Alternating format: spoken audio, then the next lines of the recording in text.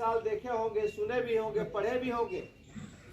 जब इस देश की सुप्रीम कोर्ट ने कहा कि आरक्षण का बंटवारा होना चाहिए 1 अगस्त 2024 को, तो आरक्षण को लूटने वाले लोग 21 अगस्त 2024 को सड़क पर उतर करके आंदोलन कर रहे थे कि हमको आरक्षण को लूटने की छूट मिलनी चाहिए। जो लूटने वाले लोग हैं वही आंदोलन कर रहे हैं, और जिनका लूटा जा रहा है वो घर में बैठ करके तमाशा देख रहा है। जिनका लूटा जा रहा है उनको कोई चिंता नहीं है कि हमारा लूटा जा रहा है, लेकिन लूटने वाले आंदोलन करते हैं कि हमको लूटने की छूट मिलनी चाहिए। उसी मांग को लेकर के जनता क्रांति पार्टी राष्ट्रवादी आप लोगों के बीच में है कि यदि इस प्रदेश में हम लोग हैं, इस देश में हम लोग हैं, तो हम लोगों का भी हिस्सा इस प्रदेश और देश में मिलना चाहिए। लड़ाई हिस्सेदारी की है। हिस्सेदारी की लड़ाई के लिए हम लोग आप लोगों के बीच में काफी दिनों से आ रहे हैं। अभी 1 महीना, लगभग 1.25 महीना पहले मैं आया था आपके उधर, मीटिंग किया था आपके दरवाजे पे। अभी हम आकर के मीटिंग किए थे। उससे पहले भी मैं इसी दरवाजे पे भी एक बार मीटिंग किया हूँ। काफी दिन हो गए, 2-2.5 साल पहले मैं आया था, इसी दरवाजे पे मीटिंग किया था। उधर रामगिरी चौहान जी के दरवाजे पे भी हम लोग मीटिंग किए। इधर एक जगह खाली है, वहां भी हम कई बार मीटिंग किए। आपके गांव में 10 बार हम लोगों ने मीटिंग किया है, इसलिए कि आप लोग संगठित हुई, आप अपनी ताकत को समझिए।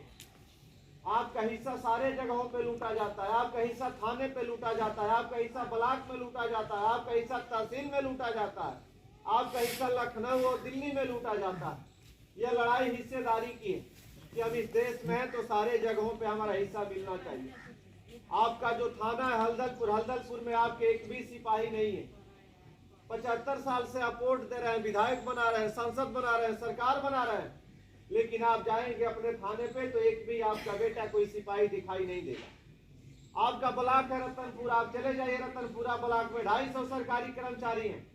250 सरकारी कर्मचारी में आपके परिवार, आपके समाज के एक भी आदमी है कि नहीं है, इसकी कोई गारंटी नहीं है। लेकिन 75 साल से आप लोगों ने जिनको जिनको वोट दिया, उनके लोग 20 लोग, 25 लोग, 50 लोग ब्लॉक में कर्मचारी बन करके बैठे हैं, इसकी गारंटी है। लड़ाई तो इसी बात की है कि ब्लॉक में हमारा हिस्सा है, हमारा हिस्सा ब्लॉक में भी हमको मिलना चाहिए। थाने में हमारा हिस्सा है, थाने में भी हमारा हिस्सा मिलना चाहिए। लखनऊ और दिल्ली में भी हमारा हिस्सा है, हमारा हिस्सा वहां भी मिलना चाहिए। प्रदेश और देश की सरकार में हमारा हिस्सा है, दोनों जगह हमारा हिस्सा मिलना चाहिए। लेकिन हिस्सा मिलेगा कब? जब हम लोग संगठित होकर के अपनी लड़ाई को लड़ेंगे तब। नहीं लड़ेंगे तो नहीं मिलेगा। कोई बुला करके नहीं देगा कि आप आइए और आप अपना हिस्सा ले करके जाइए। वो लोग तो चाहते हैं, जिनको आप लोग 75 साल से वोट दे रहे हैं, वो लोग चाहते हैं कि आप किसी तरह से असंगठित रहिए और आपके हिस्से को हम लूटते रहें। तो लूटने वाला चाहता है कि आप बटे रहिए, लेकिन जिनका लूटा जा रहा है वो लोग चाहते हैं कि आप संगठित हो जाइए, एक हो जाइए और लड़ करके प्रदेश और देश की सरकार से अपना हिस्सा ले लीजिए। बनारस से चल करके ओम प्रकाश राजभर जी आए थे, पूरे प्रदेश में घूम घूम करके अपने लोगों को संगठित कर लिए। और आज इस प्रदेश में यदि उनकी तुलना आप करेंगे तो वो भी आपसे 20 गुना ज्यादा मजबूत, वो भी आपसे 20 गुना ज्यादा आगे। आप मायावती जी को देखिए, दिल्ली से चल करके मायावती जी आज से 40 साल पहले आई थी।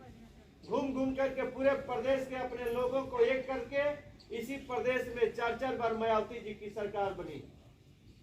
मुलायम सिंह यादव जी 35 साल पहले चल करके मैनपुरी से आए। मैनपुरी से घूम करके पूरे प्रदेश के अपने लोगों को संगठित कर लिया और इसी प्रदेश में अपनी 4-4 बार सरकार बना। इसीलिए हम लोग भी चाहते हैं कि आप संगठित होइए, आप एक होइए, अपनी ताकत को समझिए, अपनी शक्ति को समझिए। जिस दिन आप संगठित हो जाएंगे उसी दिन आपकी ताकत बढ़ जाएगी।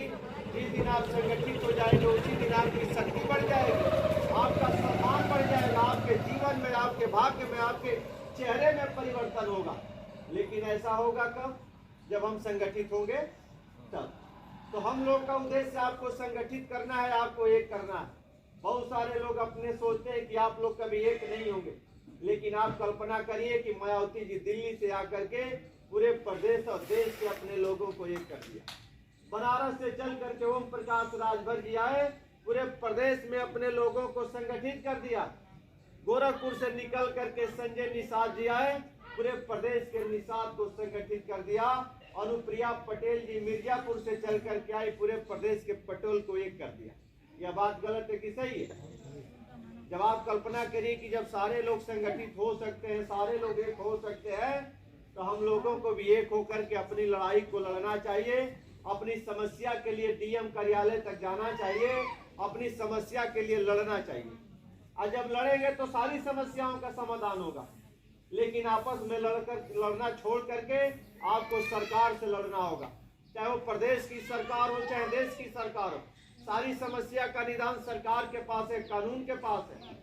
लेकिन आप सरकार और कानून के हिसाब से नहीं लड़ते, आप गांव में लड़ते हैं। यदि आपकी जमीन को एक बिता आपका भाई ले लेता है तो आप लड़ाई झगड़ा शुरू कर देते हैं। लेकिन 75 साल से आपके हिस्से का सिपाही लूटा जा रहा है, 75 साल से आपके हिस्से का दरोगा लूटा जा रहा है, 75 साल से आपके हिस्से का चपरासी अधिकारी ठेका पट्टा लूटा जा रहा है, 75 साल से आपके हिस्से का विधायक और सांसद लूटा जा रहा है। उसके लिए लड़ाई लड़ना है, इसलिए कि सारी पूंजी सारी शक्ति वहां है। तो जो लोग उस लड़ाई को लड़े आज जो शासक बन गए, आज जो लोग नहीं लड़े वो आज उनको कोई पूछने वाला भी नहीं। वो इसी लाइन में चौहान समाज के लोग हैं, हम लोग भी हैं। हम लोगों को भी कोई पूछने वाला नहीं, हम लोगों को कोई सम्मान भी नहीं देने वाला।